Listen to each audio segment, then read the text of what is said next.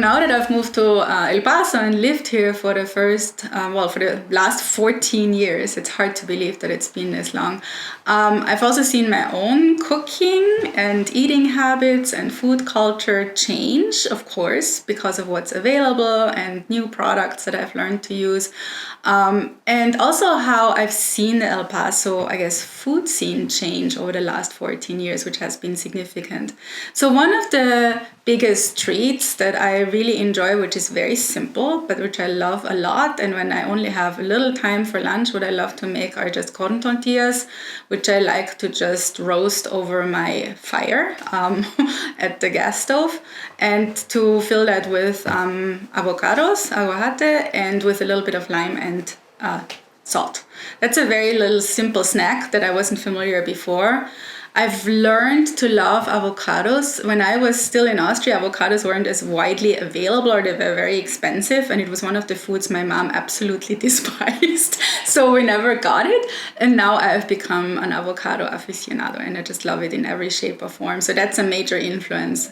The green chili that I mentioned before are definitely something that has made its way into my own cooking. In Austria, and you'll see that when I cook the Apfelstrudel for you, we tend to use a lot of almonds as well as hazelnuts, to some extent also walnuts. And now that I'm here, I've tried to replace especially the hazelnuts, which are not as widely available, with pecans, which I really, really love. So instead of using hazelnuts in the Apfelstrudel, I like to use the pecans. So those are, I think, some very simple major influences. Also, the biggest discovery maybe in El Paso for me have been tamales, which I absolutely love. And again, because they're made with semolina, right, with corn, which is very reminiscent a lot of dishes with polenta that I grew up with. So I think there's something that I recognize, and also that there's a savory version and a sweet version, which is very typical of Austrian cuisine. You can eat the Apfelstrudel, for example, with soup, with potato soup in a more savory way, or you can eat it with whipped cream or with vanilla sauce, whatever you prefer. So this idea of using the same item as a savory item and as a sweet item is something that we're very familiar with. So what does food mean to me? That's a really large question. It means so many different things. I think having lived outside of Austria, with which I still feel very connected, last but not least because all my family still lives there and I visit frequently. During the pandemic, I even stayed there for half the year. It means family, and it means comfort, and it means home. I think that's what it means in many ways.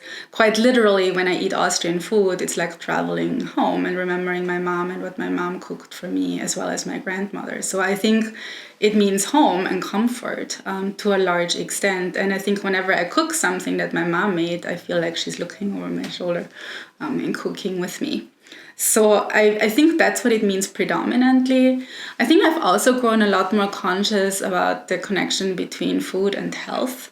And by that I don't just mean my own personal health, but also the health of the planet. So I think I would say most of the time I cook vegetarian food. I actually eat fairly little meat. Maybe once a month. And then if I do, I want it to be something really special and really good. So that's when I go to Whole Foods or to Coronado Meats, which I think is a phenomenal butcher. Absolutely phenomenal. That's where I always buy my veal if I make saltimbocca. But overall, I think what has changed for me is also that I cook predominantly vegetarian. Even though I should say pescatarian, I'm lying. I really like to eat fish.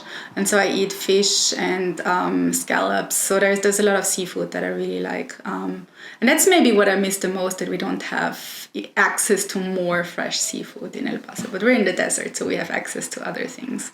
I also really like to incorporate very, very local plants, for example. I didn't know that you can cook with cacti, for example. And this is something that I have learned and that I absolutely love. And I like to impress my friends in Austria with when I get the chance, because to them that's very, very exotic. I have to say, I don't know, am I allowed to advertise a specific restaurant that I love? I think probably my favorite restaurant in El Paso is El Emmy's, which I think is absolutely fabulous. I think that the way they use, or especially Oaxacan cuisine, and reshape it into something new is excellent. I really love that place. Now I think that they're becoming very famous. It's going to be harder to find a table. Another place that I like quite a bit is Ruli's, which I think is also a really nice place, or Eloise, which I think also offers interesting food choices. I also like Kiki's for really Tex-Mex food that is just a lot of fun. It's very heavy, but I also enjoy that every once in a while, especially when I have friends coming to visit. So I feel that the El Paso food scene has grown. Sometimes I wish we had a little bit more options for especially Asian cuisine, especially Thai and Indian. We have some, but I don't think a great selection. I remember one of the first restaurants my colleagues took me to, now friends, was L&J's by the graveyard, which I also quite enjoyed, I have to say. And I just still explore. I think that there's still times when a new restaurant opens, I really like to go there and explore and see what I like. I never really go out to eat Italian food because that's what I do at home. So if I go out to eat, it's Mexican predominantly, of course, because I think that's what is the best food that we can get in El Paso.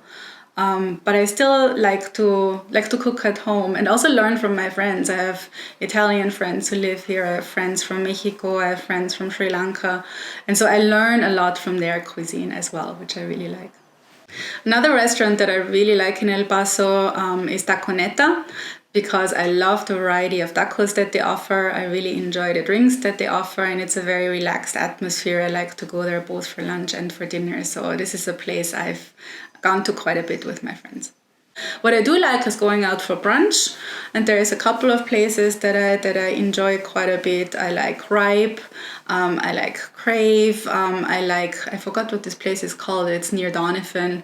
That's really fun. But I've also bought a waffle machine, so now I tend to do brunch at my house as well, because I think it's a lot of fun to make it, and I like to have people over at my house, which is something my mom really taught me.